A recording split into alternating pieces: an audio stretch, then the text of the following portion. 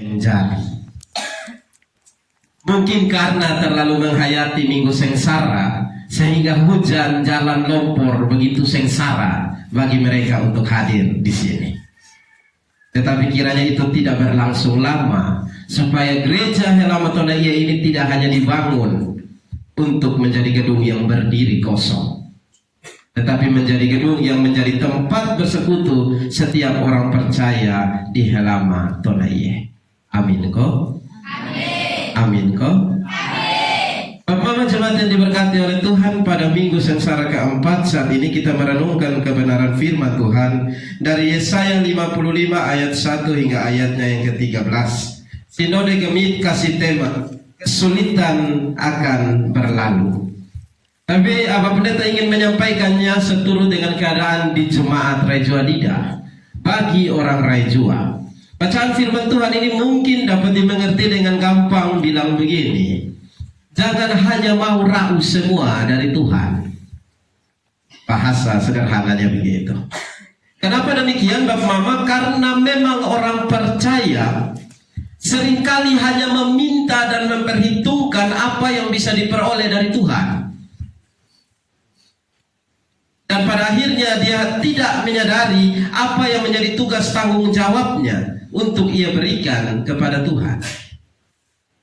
Sehingga ketika firman berbicara tentang kepulihan Sion, tentang bagaimana mereka tidak hanya selamanya akan menderita, tetapi Allah akan memulihkan mereka, itu melebihi apa yang manusia paham. Tidak terbatas pada permintaan manusia, tapi berlandaskan atas kasih yang Allah miliki. Amin kok? Amin.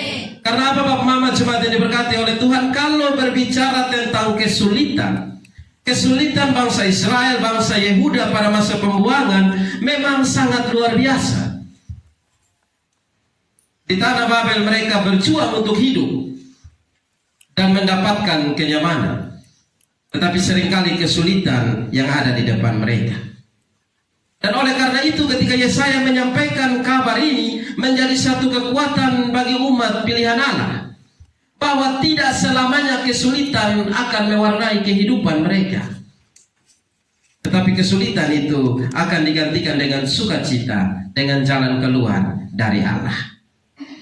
Itu sama persis dengan hidup Bapak Mama dan saya, hidup orang Raijua. Tidak mungkin hidup hanya penuh dengan kesulitan. Pasti ada pertolongan Tuhan di dalamnya. Amin kok?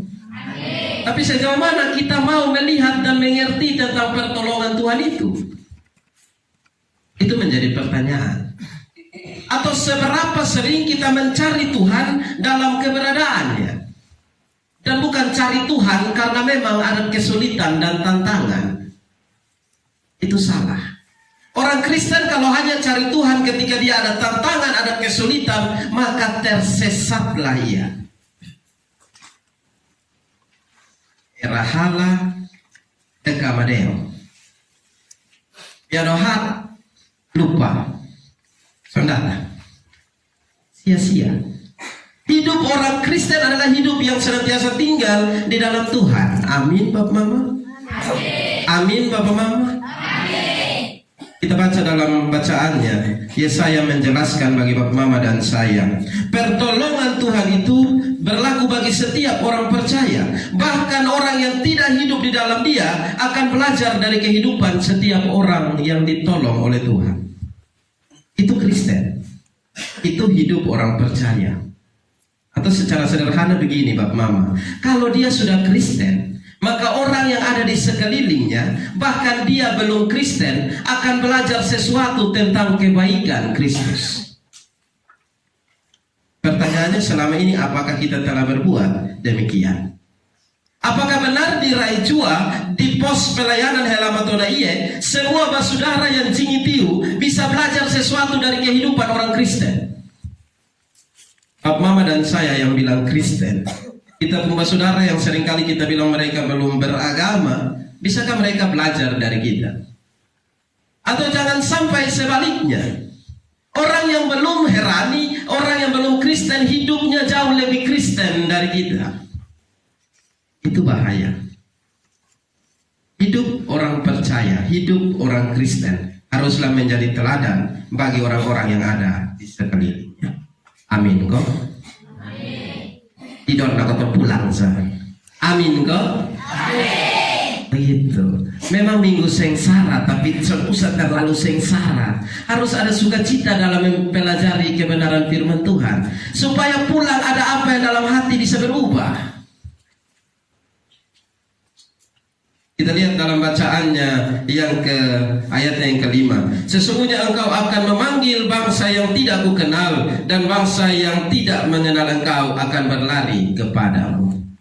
Orang percaya yang hidup di dalam Tuhan, dia akan membawa dampak bagi orang lain di sekitar.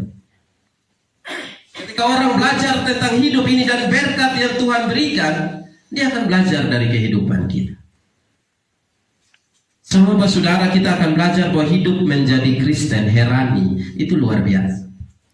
Karena bukan ketika ada tantangan saja, ada kesulitan saja, Tuhan itu ada. Tetapi dalam setiap keadaan kita, Tuhan selalu ada.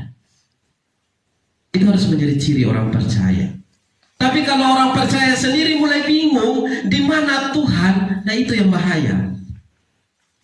Karena tidak sedikit orang Kristen yang dia bilang dia Kristen, tapi dia bingung apa sebenarnya kekristenan itu. Bapak Mama dan saya, kita bertumbuh di dalam kekristenan yang diajarkan sejak kita lahir. Tetapi bagaimana kita menghidupinya di dalam hidup? Maka setiap orang percaya akan melewati tahapan dalam hidupnya. Ketika ia lahir dalam keluarga Kristen, maka ia harus dibaptiskan menjadi milik kepunyaan Tuhan. Amin. Dan ketika ia telah menjadi milik kepunyaan Tuhan, ia wajib belajar tentang kehendak Tuhan. Maka dia akan ikut kelas katekisasi sidi. Semua yang ikut kelas katekisasi sidi belum tentu disidikan. Ini hari anak katekisasi ada banyak. Kalau selama ini guru hanya mengajar dia materi, maka kita mulai tidak ada ujian, kita mulai akan ada pemeriksaan. Karena hidup orang Kristen bukan soal dia ditabiskan, tetapi apakah benar dia bisa mempertanggungjawabkan imannya. Amin kok Bapak Mama? Amin kok anak-anak sidi? Amin. Jadi bukan soal datang duduk tulis catat selama 1 tahun. Tetapi apa yang engkau catat, apa yang engkau dengar dari gurumu harus menampak dalam sikap hidupmu. Karena itu tahapan berproses menjadi orang Kristen.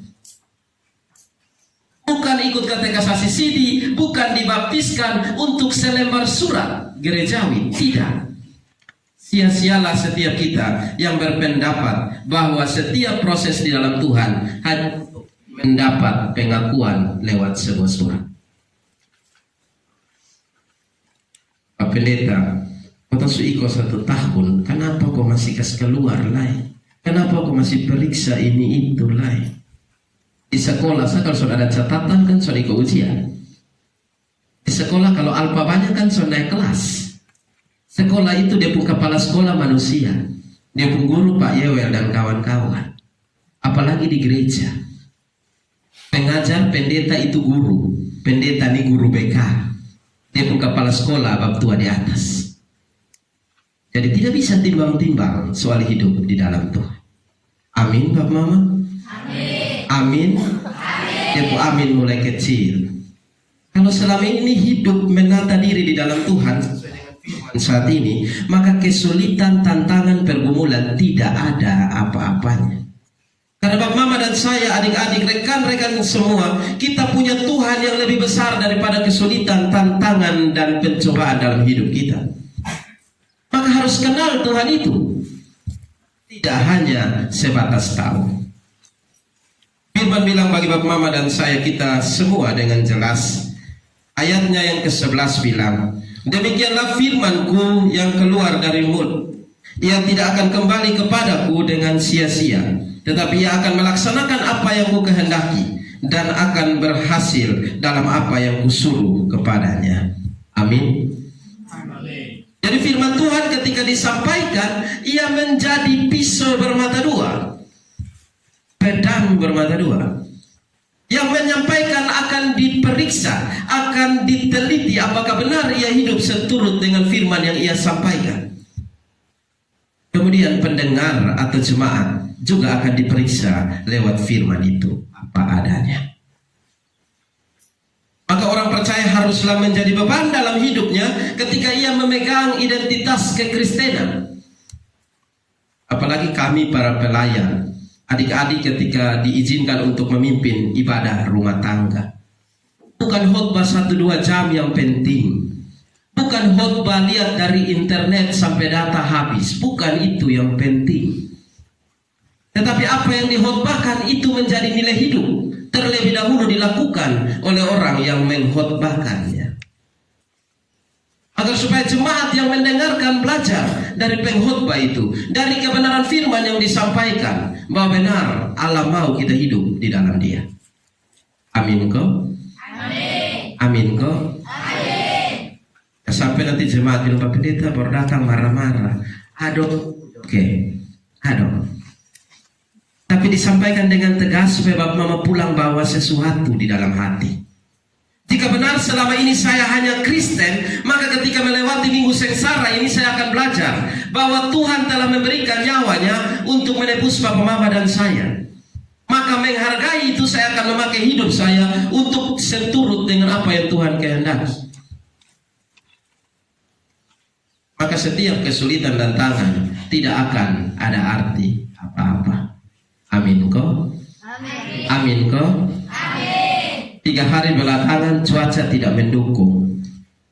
Aji lor-loro. Tidak bisa berjalan di mana-mana. Tapi aneh, hari Minggu matahari keluar. Tapi pernahkah orang Rejua merenung sampai titik itu? Setiap hari Minggu tidak pernah Tuhan tidak tolong kita untuk berbakti. Tapi begitu matahari keluar, aduh kebun susah 1 minggu soal dia. Agar susul pice, aduh mau gereja, cek dulu. Padahal Tuhan mengizinkan hari Minggu cerah untuk Bapak Mama dan saya bisa berbakti, bertemu dengan Dia. Ketika kita hidup di dalam Dia seturut dengan apa yang Tuhan mau, percayalah kesulitan hanya menjadi proses untuk membuat Bapak Mama dan saya menjadi semakin dewasa di dalam Tuhan. Amin kok? Amin. Nanti giliran angin, dia mulai gelap, badai mulai ada sedikit, tikam lutut, Tuhan tolong, Tuhan beta janji, Tuhan, pokoknya Tuhan pono mulut. Tapi begitu keadaan tenang, tadi janji mah habis yang begini belum urus, ini belum urus. Kita seringkali tidak hidup seturut dengan apa yang Tuhan kehendaki. Maka ketika ada tantangan di dalamnya, kita serasa berjalan sendiri. Orang percaya yang hidup di dalam Tuhan, dia tidak akan pernah khawatir ketika ada tantangan, masalah, dan cobaan. Karena ia punya Tuhan yang lebih besar dari semuanya itu. Amin Bapak Mama? Amin. Amin Bapak Mama? Amin. Sedikit waktu Helamatona ia akan merayakan ulang tahun perdana. Semua ada sibuk untuk siap ulang tahun. Dan luar biasanya karena jemaat Rejua Dida 3 mata jemaat, 2 pospel, pos Helamatona ia yang akan perdana merayakan ulang tahun. Itu luar biasa. Tapi akan sia-sia jika itu hanya sebatas perayaan. Kita tidak hanya bersyukur karena gedung telah berdiri di sini. Tetapi ucapan syukur itu harus bentuk dan pertumbuhan jemaat di dalam persekutuan gereja milik Tuhan. Syukur kita naikkan bukan karena di kita pada akhirnya ada rumah gereja. Tidak. Tetapi syukur yang benar adalah ketika kita semua jemaat Helamatona Iye sadar bahwa kita punya Tuhan yang memelihara hidup kita. Dan karenanya pertolongannya membuat kita bisa dibentuk menjadi sebuah jemaat. Amin kok? Amin. Sehingga perayaan ini, pemaknaan ini tidak sebatas menjadi pemaknaan pendeta majelis, tetapi menjadi pemaknaan bagi setiap pribadi jemaat Helamatona Iye. Bahwa benar damai sejahtera Tuhan tinggal di sini, mengatasi segala keadaan. Jalan yang sulit sukar, keadaan yang sulit sukar, dengan pemahaman yang sulit sukar juga, terdapat perbedaan di dalamnya. Tetapi Tuhan menolong sehingga rumah Tuhan bisa berdiri di sini. Itu tidak mudah, Bapak. Perkara iman itu harus diiringi dengan pertumbuhan di dalam persekutuan kita. Amin kok? Amin kok?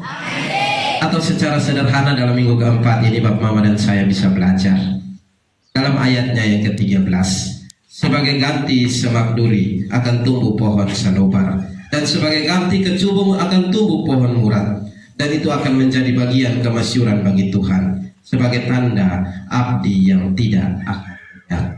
Setiap tantangan, setiap hal yang tidak baik akan digantikan Tuhan dengan hal yang baik dan juga yang mempermuliakannya. Tetapi semuanya itu dapat diterima jika benar Bapak Mama dan saya hidup di dalam Dia, menghargai pengorbanannya. Dengan dinyalakannya 4 batang lilin hari ini, kita belajar 4 minggu berturut-turut memaknai kesengsaraan Tuhan kita Yesus Kristus. Pertanyaan bagi Bapak Mama dan saya, ketika kita meminta pertolongan untuk Tuhan tolong melewati setiap kesulitan, benarkah permohonan itu atas dasar kesadaran bahwa Tuhan telah mati untuk Bapak Mama dan saya, sehingga hidup kita akan benar kita pakai untuk mempermuliakan Dia? Kiranya Tuhan memberkati kita. Amin. Kita mendengarkan persembahan pujian.